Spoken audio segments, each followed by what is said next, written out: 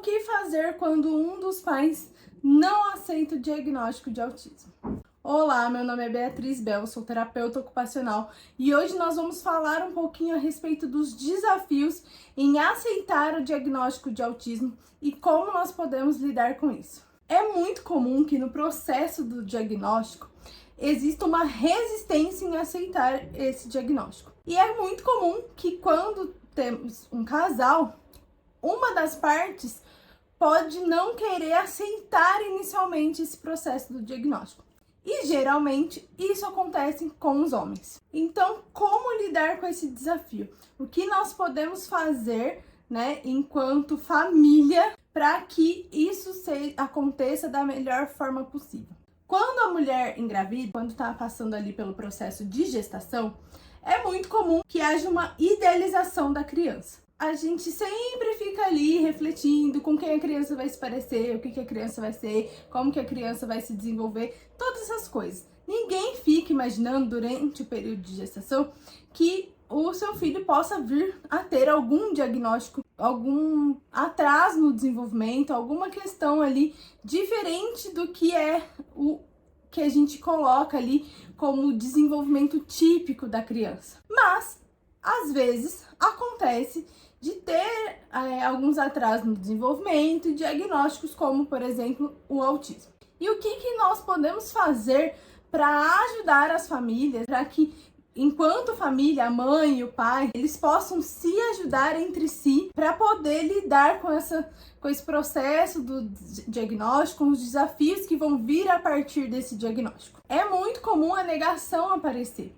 porque pode haver um medo do que vai ser, preocupações sobre o futuro. Existe uma tendência ainda de achar que todas as crianças com autismo, elas não vão conseguir ter uma vida dentro do desenvolvimento esperado, que elas não vão casar, que elas não vão conseguir estudar, se formar, e isso não é verdade. Nós sabemos que com a intervenção precoce, com o desenvolvimento adequado, com a estimulação, a participação da família no processo de desenvolvimento, isso pode ser sim um objetivo. A criança, ela pode se desenvolver e se tornar sim um adulto que conquista todas essas coisas que qualquer outra pessoa sem o diagnóstico pode conquistar. Mas essas inseguranças, essas preocupações, os estigmas, os preconceitos, pelo que a sociedade mesmo ainda impõe, ainda lida com esse processo de diagnóstico, isso pode gerar um medo, pode gerar uma angústia. E todo mundo, a mãe, o pai,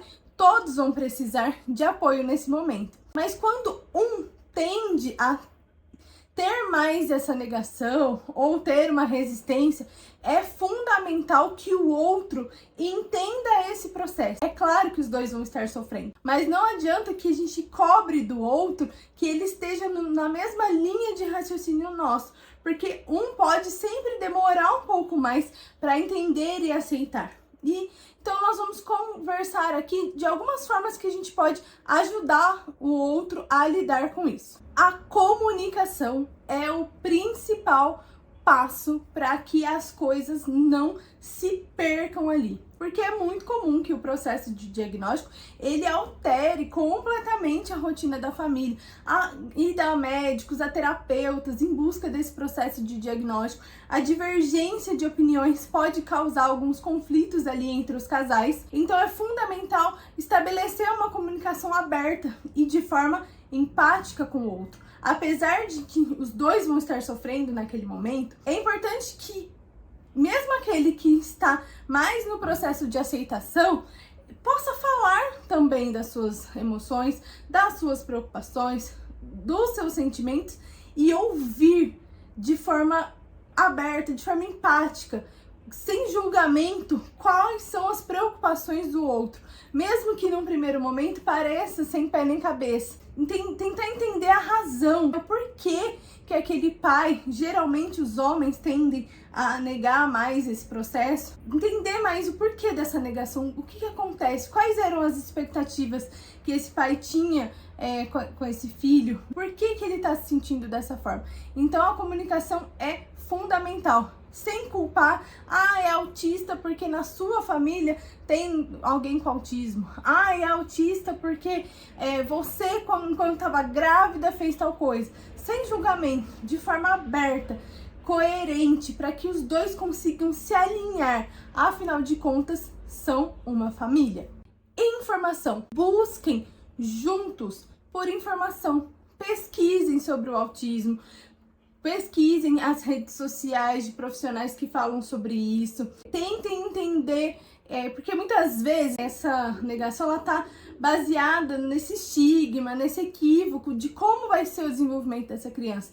Procure exemplos, pessoas com autismo, que hoje nós temos as redes sociais que nos dá acesso, que falem sobre como são para elas esse processo do autismo, como é para elas lidarem com o autismo, para que o outro consiga entender, né? Não só de profissionais, mas de pessoas com diagnóstico que conseguem expressar como é para si viver com esse diagnóstico e o que eles conseguem fazer. Isso ajuda a tirar esses estigmas e entender um pouco mais esse processo. Tentem tomar as decisões juntos. É muito comum para nós mulheres querermos dar conta de tudo, tomar todas as decisões, marcar os médicos, os terapeutas, investigar aí nas redes sociais e passar por cima da opinião, do sentimento do parceiro que tá ali com essa dificuldade em lidar.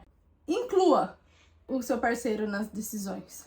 É importante ouvir a opinião dele, saber como ele se sente em relação a isso, até mesmo para que ele possa incluir na sua rotina como ajudar o desenvolvimento da criança em casa, porque senão isso acaba se tornando uma sobrecarga para essa mãe. É fundamental que todos dentro de casa participem das orientações do terapeuta, façam aquilo que está sendo trabalhado na terapia e orientado para ser feito em casa. Então, incluir o parceiro dentro das tomadas de decisões, nas reuniões familiares, para ter esse senso de controle, de participação, isso também é muito importante. Compartilhar as experiências positivas.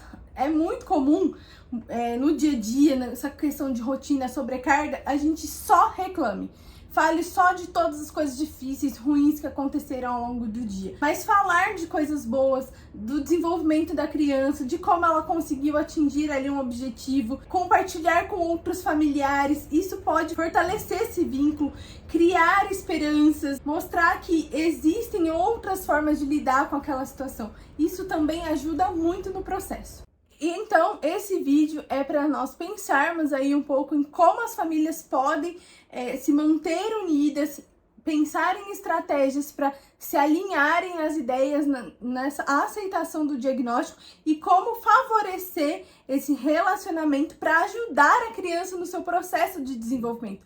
Porque a família junto, né, os dois, né, o pai e a mãe juntos ali no processo, é muito melhor, é muito mais efetivo no processo do desenvolvimento da criança do que um sozinho. Porque às vezes os pais são separados, vai para casa de um, a rotina é diferente, tudo isso acaba impactando no desenvolvimento da criança. Então, quanto antes vocês se alinharem, a buscarem juntos, a lidar com essa situação que é nova para os dois, melhor é para vocês enquanto casal e para o desenvolvimento do filho de vocês. Claro que aqui eu falei algumas estratégias gerais, cada família é única e cada um vai precisar adaptar às suas necessidades. Mas não deixe que o diagnóstico ele seja maior e mais importante do que o que vocês têm enquanto família e o que vocês podem promover aí para o filho de vocês enquanto valores, enquanto desenvolvimento. Tudo isso vai ter um impacto muito grande e de uma forma que vai trazer muitos benefícios para a criança se vocês permanecerem juntos nessa luta. Se você gostou desse vídeo, não esqueça de compartilhar com alguém que você acha que pode se beneficiar do conteúdo. Deixa seu like, se inscreva no canal, deixe aqui no comentário se vocês também tiveram alguma outra estratégia para ajudar nesse processo enquanto casal. E muito obrigada, até o próximo vídeo.